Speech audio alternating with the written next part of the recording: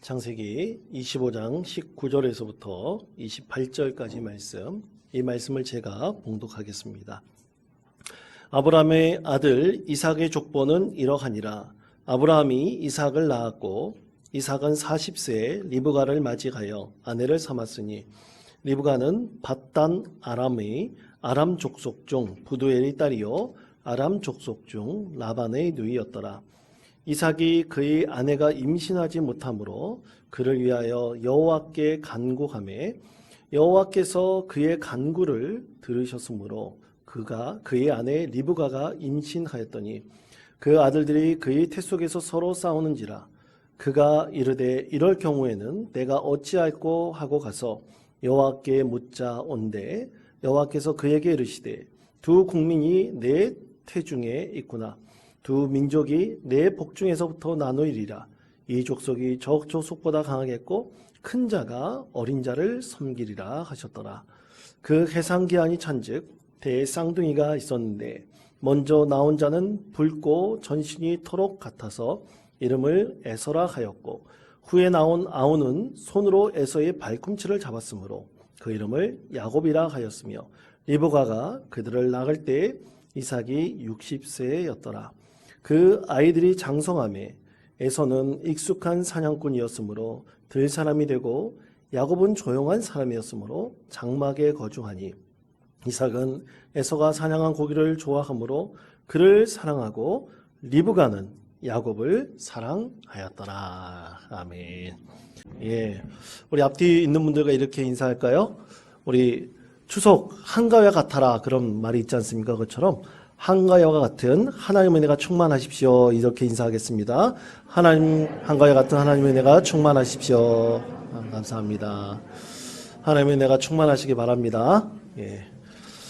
그러고 보니 여러분의 얼굴이 보름달 같습니다. 예. 언제나 보는 것 같은 하나님의 은혜가 있기를 축복합니다.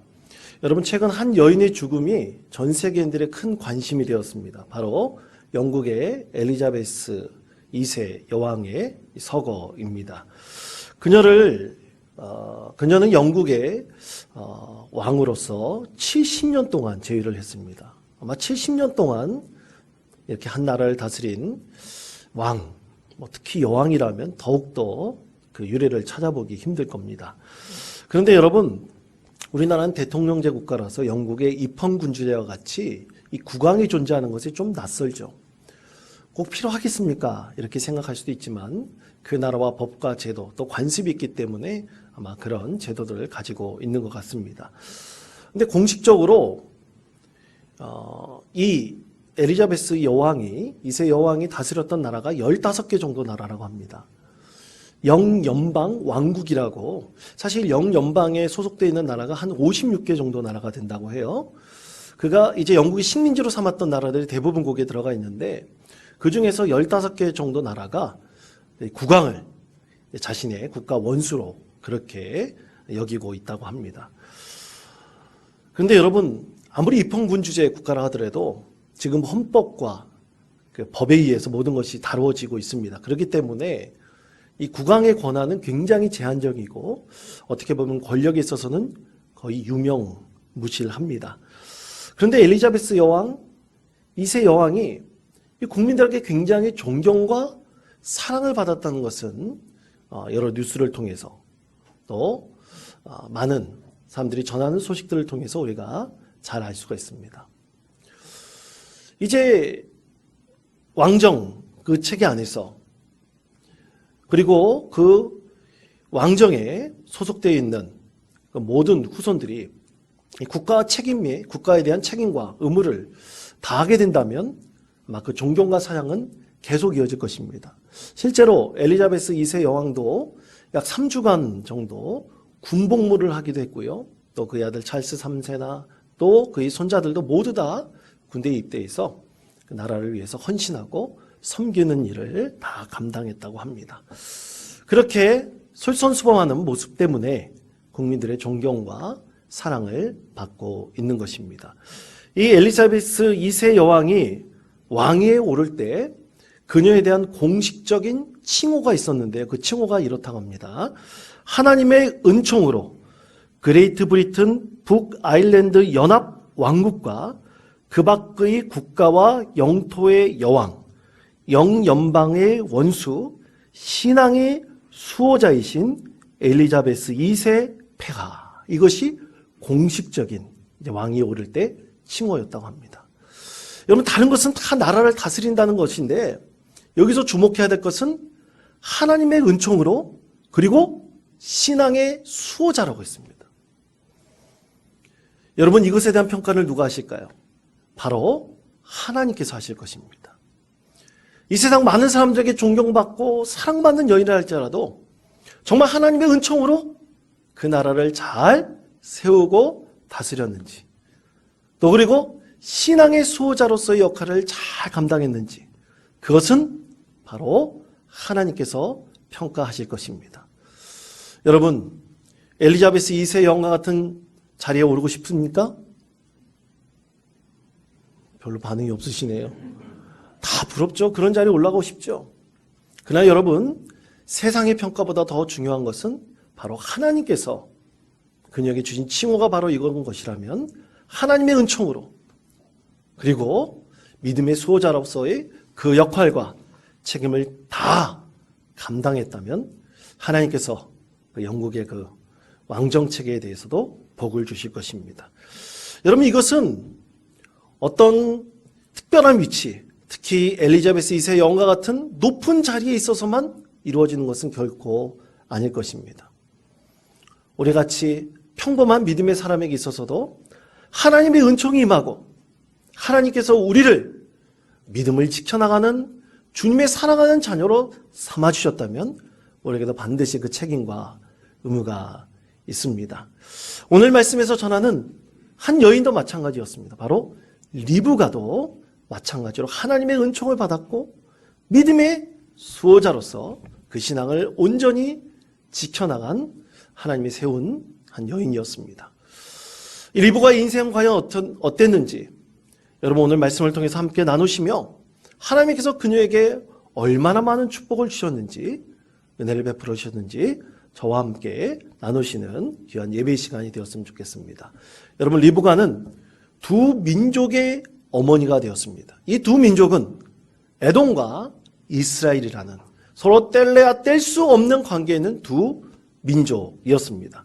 자, 그런데 성경 말씀에서는 에돔에 대해서 이렇게 아주 혹독한 평가를 합니다. 자, 에돔에 대한 주로 말씀은 선지자 오바다를 통해서 하나님께서 말씀하셨는데요. 오바다서 1장 10절에서부터 11절까지 말씀입니다.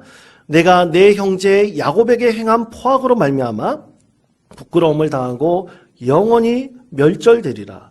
내가 멀리 섰던 날 곧 이방인이 그의 재물을 빼앗아가며 외국인이 그의 성문에 들어가서 예루살렘을 얻기 위하여 제비 뽑던 날에 너도 그들 중 한 사람 같았느니라. 아멘. 자, 이 말씀 들어본다면 에돔에 대해서 하나님께서 굉장히 혹독한 평가를 하시는 것을 우리는 이 말씀을 통해서 너무나 잘 알 수가 있습니다. 사실 에돔은 이 이스라엘의 형제 족속이지만 참 하나님께서 그 족속에도 축복을 하셨지만 굉장히 아픈 손가락과 같은 그런 존재라 할 수 있습니다. 실제로 이 이스라엘 역사 속에서 에돔은 늘 가까이 있지만 적대적이었습니다. 오바다의 그 말씀처럼 이스라엘 백성들을 참 괴롭게 하고 저주하기도 했습니다. 이 사해 남동쪽, 이제 이스라엘에서는 갈릴리 호수를 중심으로 이제 요단강이 흐르고 그리고 그 밑에 사해라는 죽음의 바다가 있죠. 그 죽음의 바다 바로 밑에 에돔 족속들이 차지하고 있는 땅이 있습니다. 그 팔레스타인 중에서도 변방에 밀려나 가장자리를 차지한 이 에돔 족속은 그 역사적 이 사실로 그래서 그런지 굉장히 시기와 질투가 많은 족속이었습니다. 특히 이스라엘에 대해서 굉장히 시기와 질투가 많은 민족이었음을 우리 성경 말씀을 통해서 잘 알 수가 있는데요. 그러나 이 두 족속이 서로 싸우고 시기하고 가깝고도 먼 이웃 족속이었지만 중요한 것은 하나님께서 이삭의 후손으로 이 리브가를 통해서 두 민족을 잉태하게 하신 것입니다. 하나님께서 이 리브가를 통해서 두 족속을 태어나게 하신 것, 바로 이것이 하나님의 뜻입니다. 자, 그렇다면 여러분, 오늘 말씀을 통해서 하나님께서는 이 리브가를 통해서 어떻게 두 족속을 일으키게 하셨는지, 과연 하나님의 뜻이 무엇인지 오늘 말씀을 통해서 저와 함께 나누시기를 바랍니다. 첫 번째 하나님의 축복은 리브가에 대한 하나님의 축복입니다. 자, 창세기 25장 22절에서부터 23절까지 말씀을 우리가 같이 목소리를 합하여 한 목소리를 읽겠습니다. 그 아들들이 그의 태 속에서 서로 싸우는지라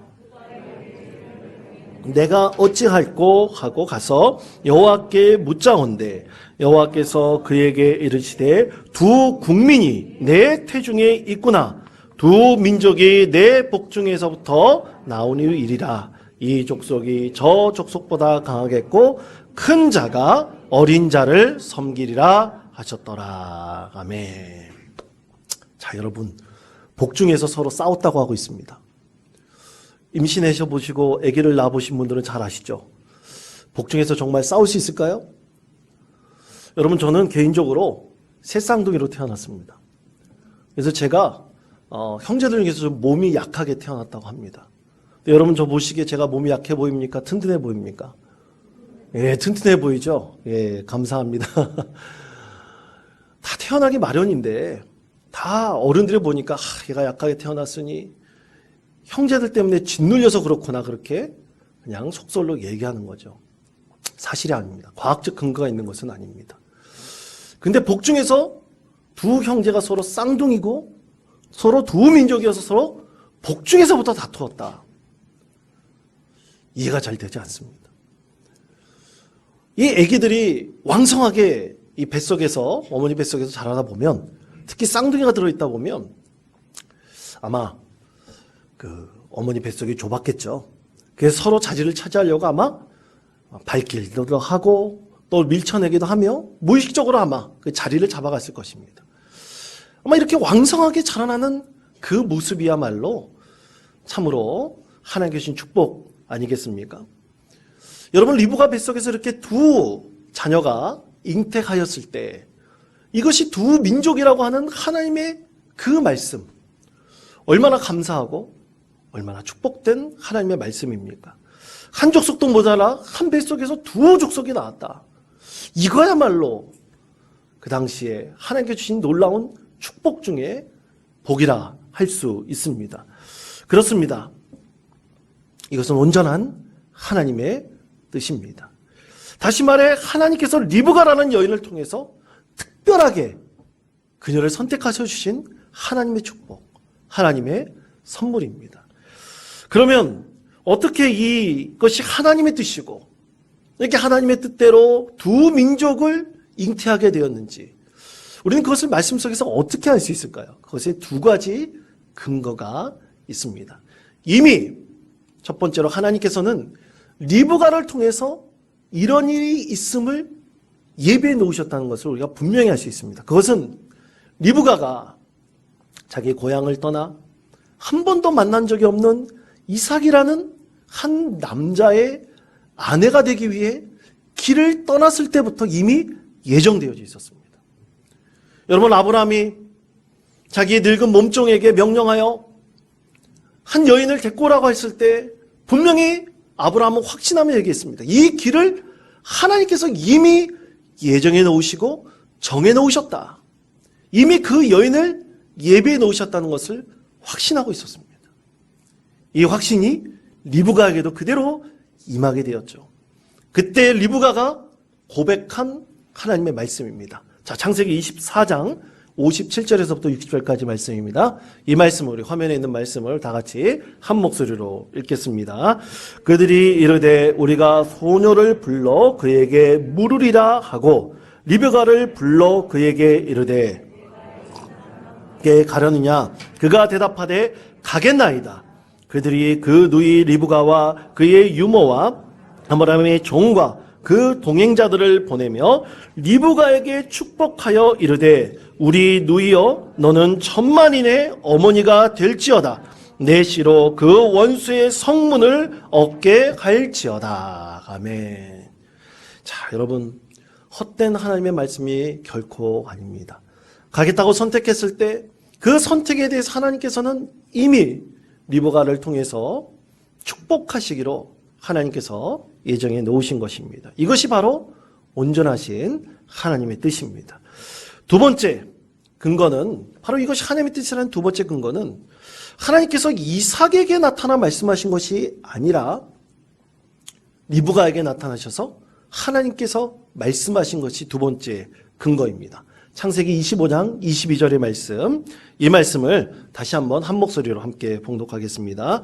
그 아들들이 그의 태 속에서 서로 싸우는지라 그가 이르되 이럴 경우에는 내가 어찌할꼬 하고 가서 여호와께 묻자온대. 아멘. 자, 리브가가 가서 하나님께 여쭤보았습니다. 하나님 어찌하오리까?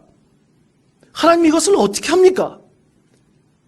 이 왕성한 자녀들을 어떻게 합니까? 라고 물어보았을 때 하나님께서 계시하셨습니다. 하나님의 뜻을 비추셨습니다. 네 복중에 있는 두 아들이 두 민족이 될 것이다. 이것이 하나님께서 응답하신 하나님의 뜻입니다. 아브라함 그리고 야곱, 요셉은 모두 다 하나님께 응답을 받았습니다. 직접 그들에게 하나님께서 계시해 주셨습니다. 그런데 오늘 말씀에 보면 누구에게 응답하셨습니까? 리브가의 기도에 하나님께서 응답하셨습니다. 고대 근동 사회에서 남성이 아닌 여성에게 하나님께서 응답해 주셨다. 참으로 놀라운 하나님의 뜻, 하나님의 축복이 아닐 수 없습니다. 여러분, 그렇습니다. 사랑하는 성도 여러분, 하나님께서는 리브가에게 하나님의 뜻을 보여주셨습니다. 그리고 리브가의 순종을 통해서 하나님의 뜻을 이루셨습니다. 이것은 남성, 여성이 우월하냐, 그것이 아닙니다. 하나님께서 우리에게 뜻을 비추셨을 때 그 뜻에 우리가 어떻게 순종하느냐, 이것이 가장 중요한 문제입니다. 하나님께서 그래서 리브가를 통해서 역사하셨고 리브가를 통해서 하나님의 뜻을 이루셨습니다. 두 번째는 야곱을 장자로 삼으신 것, 그것도 바로 하나님의 뜻입니다. 자, 이것에 대해서 창세기 25장 27절 28절 이렇게 말씀합니다. 우리 말씀을 합하여, 목소리를 합하여 우리 한 목소리로 봉독하겠습니다. 그 아이들이 장성함에 에서는 익숙한 사냥꾼이었으므로 조용한 사람이었으므로 장막에 거주하니 이삭은 에서가 사냥한 고기를 좋아하므로 그를 사랑하고 리브가는 야곱을 사랑하였더라. 아멘. 자, 이 말씀에서 이 남편과 아내가 서로 사랑하는 대상이 다른 것을 말씀하고 있죠. 큰아들 에서는 누가 사랑을 했습니까? 이삭이 사랑을 했고, 그리고 둘째 야곱은 리브가가 사랑했다고 말씀하고 있습니다. 그런데 여러분 말씀을 자세히 보시면 이 이삭이 에서를 사랑한 한 가지 이유를 말씀하고 있습니다. 그것에 뭐라고 말씀하고 있습니까? 그것은 에서가 사냥해서 요리한 고기를 특별히 이삭이 너무나 좋아했습니다. 인간적인 이유가 분명히 있습니다. 그런데 리브가가 야곱을 사랑한 이유는 없습니다. 그러면 리브가는 왜 야곱을 더 특별히 사랑했을까요? 큰아들 에서보다 왜 더 야곱을 사랑했을까요? 여러분, 그것은 창세기 25장 23절 하바 부분에 분명히 하나님께서 말씀하고 있지 않습니까? 큰 자가 작은 자를 섬기리라고 분명히 하나님께서 말씀하셨습니다. 하나님께서 이미 야곱을 축복하고 계신 하나님의 뜻을 하나님께서 보여주신 것입니다. 사랑하는 성도 여러분, 만약 우리에게 있는 자녀에게 하나님께서 임하셔서 우리에게 말씀하셔서 내가 네 자녀를 특별하게 하나님 뜻으로 부르겠다고 말씀하신다면 여러분 어떻게 하실까요? 하나님 안 됩니다라고 말씀하시겠습니까? 하나님 그 뜻에 순종하겠습니까? 말씀하겠습니까? 하나님께서 우리의 자녀를 특별하게 사용하시는 하나님의 분명한 뜻이 있다면 우리는 그 뜻에 분명히 순종해야 할 것입니다. 그리고 그 뜻을 우리 마음속 깊이 담아두고 있게 될 것입니다. 이것은 리브가뿐만 아니었습니다. 성령께서 마리아를 통해서 예수님을 잉태케 했을 때 아기 예수가 탄생한 이후 마리아는 그에게 나타난 모든 역사 가운데서 하나님의 뜻을 분명히 알고 그녀의 마음속에 담아두고 있었습니다. 그것은 아기 예수가 잉태되어 이제 태어났을 때 목자들이 와서 아기 예수께 경배하였죠. 그리고 목자들은 분명하게 얘기했습니다. 천사들이 나타나서 우리에게 무엇을 전해주었는지, 하나님께서 무엇을 놀랍게 말씀하셨는지를 분명하게 마리아에게 전해주었습니다. 그때 마리아의 응답은 이것입니다. 자, 누가복음 2장 19절의 말씀입니다. 제가 읽겠습니다. 마리아는 이 모든 말을 마음에 새겨 생각하니라. 아멘. 여러분 그렇지 않겠습니까? 하나님께서 우리 마음속에 감동을 주셔서 우리에게 주신 말씀이 있다면 그 말씀의 뜻이 이루어지기를 우리가 마음속에 품고 새기고 있지 않겠습니까? 리브가도 마찬가지였습니다. 큰 자가 작은 자를 섬기리라는 이 하나님의 메시지는 실질적으로 그녀의 삶의 자리를 완전히 바꾸는 행동을 하도록 했습니다. 그것은 바로 리브가가 사람의 관습과 사람의 전통을 거스르는 계획이었죠. 오직 장자만이 이어받을 수 있는 이 장자에 대한 축복을 누구에게 주는 것이었습니까? 큰아들 에서가 아니라 둘째 아들 야곱에게 주는 것이었습니다. 왜냐하면 이것이 바로 하나님의 뜻이었기 때문입니다. 리브가가 이것을 계획하고 실행하려고 할 때 야곱은 두려웠습니다. 그 두려움이 너무나 컸습니다. 그것에 대해서 하나님께서 말씀하십니다. 창세기 27장 12절 13절의 말씀입니다. 자, 우리 목소리를 합하여 우리 함께 이 말씀을 읽겠습니다.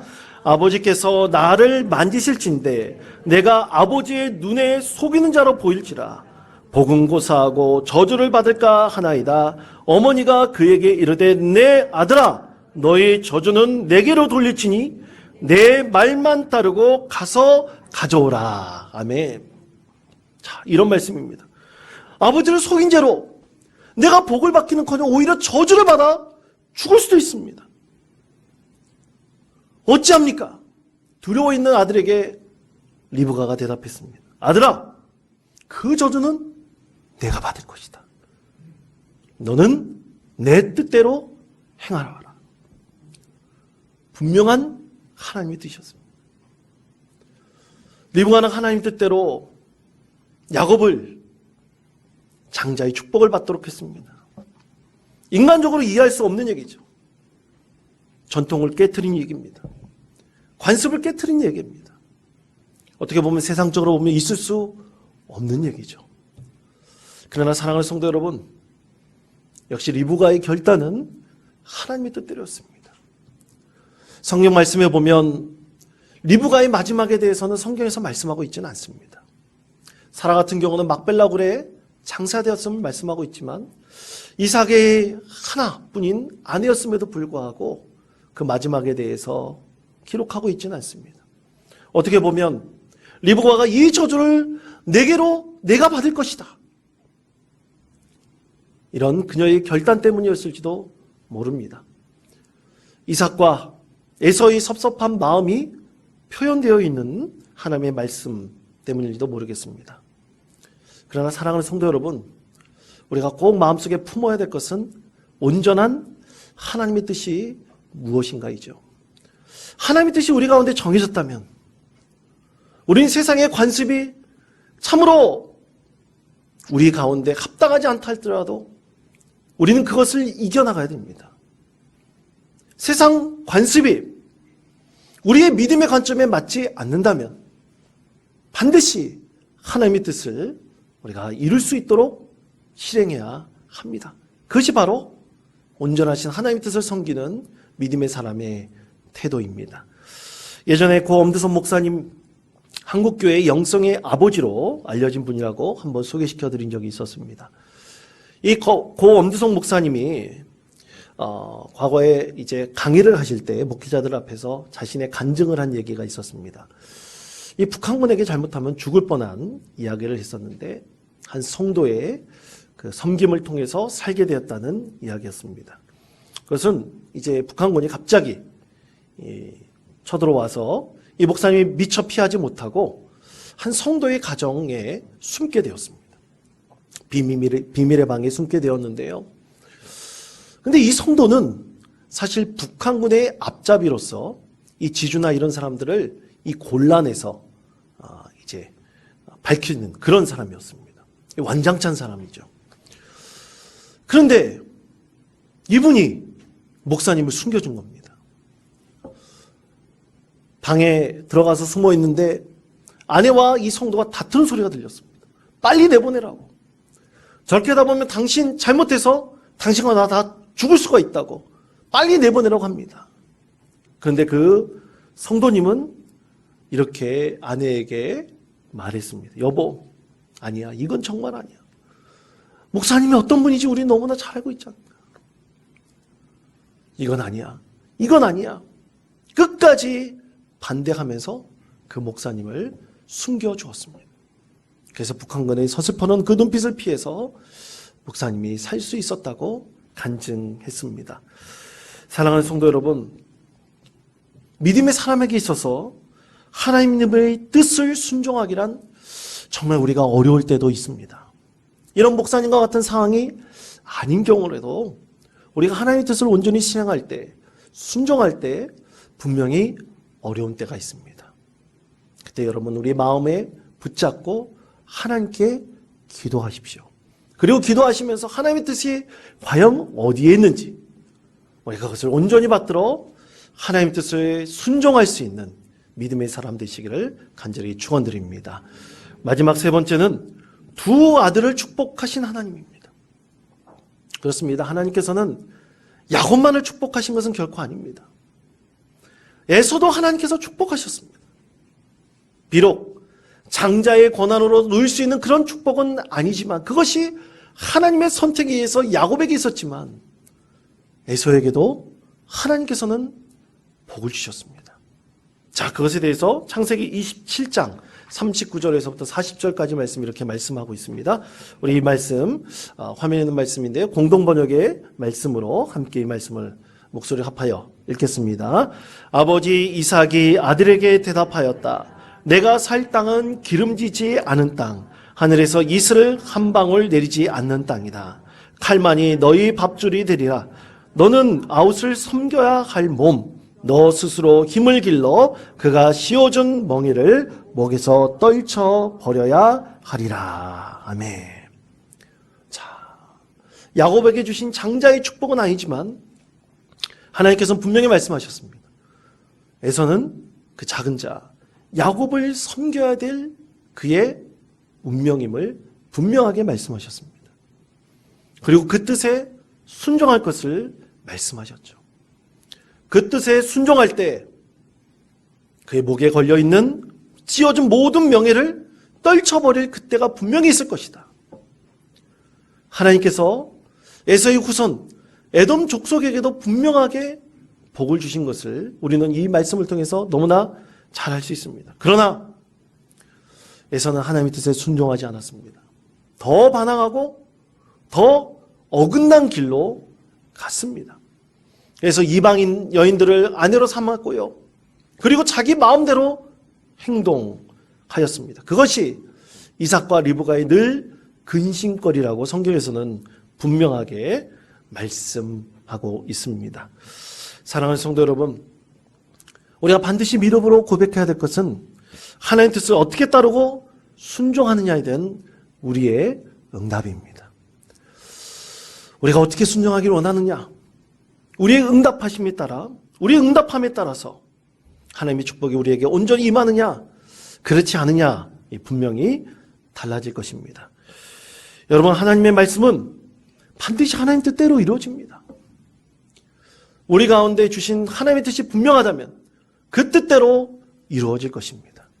아까 하나님께서 말씀하신 대로 이삭이 그 아들에게 축복한 그 말씀 그대로 내가 살 땅은 기름지지 않은 땅, 하늘에서 이슬 한 방울 내리지 않는 땅이라고 그랬습니다. 실제로 에돔 족속에 거한 땅, 아까 말씀드린 대로 사해 남동쪽에 위치하고 있는 땅을 차지했습니다. 그 땅은 가나안 땅. 이 갈릴리 호수 주변에 그 물이 풍부하여 비옥한 땅과는 너무나 차이가 있는 땅이에요. 비옥하지 않은 땅입니다. 메마른 땅입니다. 그러나 그 땅에서 하나님 뜻을 이루었다면 하나님께서 반드시 에돔 족속을 축복하셨을 것입니다. 그러나 지금 에돔의 종족은 사라져버렸습니다.